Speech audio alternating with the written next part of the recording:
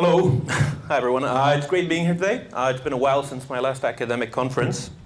I didn't think I would, but I missed it, so thank you for having me. My name is Gal, and I want to introduce what we do at Classiq, Classiq Computing. So Classiq is one of the market leaders in quantum software. Been around since 2020, highly funded, and works with some of the biggest names in the industry. It seems like many people here like showing slides of logos, so here's our slide of logos. Our investors represent top-tier names in the Israeli and global capital landscapes. And in particular, I want to point out investment from figures identified with Cadence and Synopsys. So for those of you who don't know these companies, they make the software that makes it possible to make computer chips. So if you want to lay out 4 billion transistors, you want to use the software that they make for that. And the reason I point this out is that, as I'll tell you in a moment, that's kind of what we're trying to do with quantum circuits in the future. So along the journey, we've been fortunate enough to work with a host of clients. Some of these work on enabling technologies for quantum computing, so cloud vendors such as Microsoft and high-performance computing vendors like NVIDIA. And others research specific computation use cases in finance and aerospace and others. And all the while, we value our collaboration with the academic world, as in here. We work with many top universities globally. And we've launched our academic program this year in collaboration with Microsoft, which is our attempt to support training of the quantum workforce. So with all this out of the way, I can finally describe what it is that we're building. So our goal at Classiq is to automate the design of quantum circuits. And we provide users the ability to write algorithms in abstract terms, specify constraints prescribed either by the hardware or by the algorithm, the calculation itself, and execute those algorithms on cloud-connected hardware. So let's dive more deeply into what that is. Anybody here knows what this is? So this is an ALU. It's an arithmetic logic unit from the 1970s, something called the 74181, which was important for the industry and important for making computers what they are today. This is the chip, or the layout. The layout is of that chip. It has 67 logic gates built with 170 transistors. So this MacBook I'm running on has an M1 Pro chip, which has 4,000 ALUs and 33 billion transistors, so quite a bit more.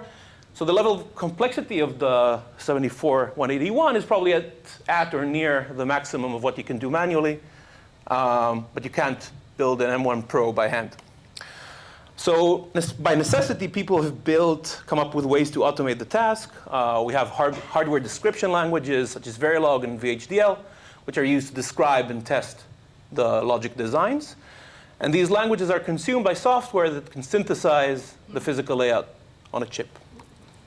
So the question is, can we and should we build tools to do the same thing for quantum circuits? And clearly, we think the answer is yes. Otherwise, I won't be here. I would not have been here, at least not with this hat.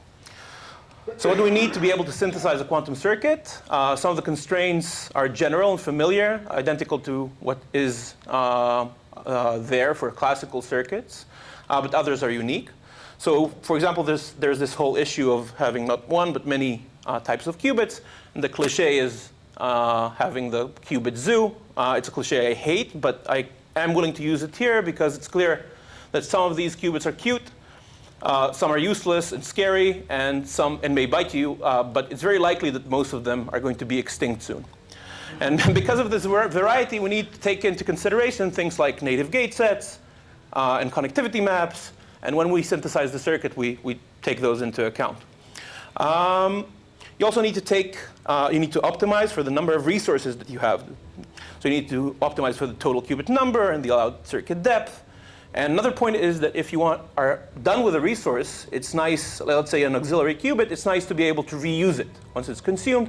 And it's nice if this thing is done automatically for you. Other things that can be automated is things that depend on the algorithm itself. So for example, if you're trying to run some estimation of a stock price or something similar to a given precision, You can decide how many qubits you want to allocate by hand to represent that number, but it's best if it's done automatically. And finally, all these things have to be built with the machinery of quantum mechanics. So when you synthesize a circuit, if it's a classical circuit, you can do things like fanning out. So a single bus carrying classical information can be copied, but of course you can't do that with quantum. So you get the point. All these things can be done automatically. So what does the Classiq offering look like? How do we make life easier for people working with quantum? So we have this quantum description language, which allows users to specify both the logic and the constraints. And it's consumed by a synthesis engine, which is highly optimized and hardware aware. So this gives the ability to write the logic once, but then execute on resynthesize it for different types of hardware. And it's entirely possible that something that you can run on one QPU, maybe you can't on another just because of availability of qubits. So it's nice to have kind of the marketplace of QPUs available for you without having to rewrite the algorithm. The synthesis language and the engine are both accessed from either a Pythonic SDK or from our web-based IDE, which provides a unified environment where you can design the circuit. So inside of this environment, you have an area for design, an area for analysis, and an area for execution. And in this area for execution, it's a bit difficult to see from where you are. You can select hardware from different vendors, and we can even show you, for example, things like the connectivity. And in this image on the bottom, the qubits that are used by the specific algorithm are pointed out. So I can show you a small example of what this looks like. Here's a simple quantum task. So the task I said to you is design a quantum circuit that prepares a state, 5 qubits, with a linear ramp of the probabilities that looks like this. So in our IDE, we can just specify here. You can barely see anything, but you can imagine what's happening here. We select a state preparation step, and we give it some arbitrary vector of probabilities. We give it the constraints that we want, and what we get from the synthesis step is this circuit that is fairly involved. And by simply changing things like in the constraints, you can get a different circuit. So this is a simple task, but even with a simple task, the result is not entirely trivial. So once you've synthesized the circuit, you can select the hardware on the, or simulator on which you want to execute. What you can see here is that we have filters for selection of the different vendors. There's IBM Quantum, Azure, Bracket, NVIDIA, and further filters if you want to run on a simulator or hardware. And earlier in the morning, Brian told us that we can access the Quantinuum devices from via Azure. So I made sure I checked, and yeah, I mean we can run on the H1s as well. So it's nice to see. And what you get is this kind of a histogram showing roughly what we were trying to get in the beginning. I remind you, I was trying to get a linear ramp. So up to noise, this is what I'm getting. So apart from actually the synthesis, one thing that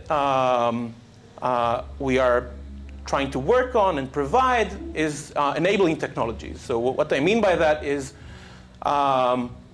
enabling the connection of the quantum and things like high performance computing, but also we also work on doing the plumbing.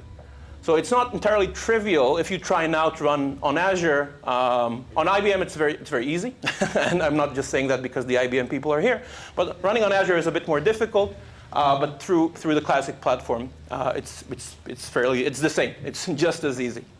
So you get all these vendors available via the platform. So that all the plumbing is done for you. So to summarize, this is what the Classiq offering looks like. It's a high-level algorithmic model that is defined and constrained. That's then synthesized by different possible lower-level implementations represented that exist out there, and from there sent to the cloud vendors for execution. We believe this is currently the best way to design and execute quantum algorithms. Thank you for your time, and I invite you to contact me if you have any further questions. Thank you.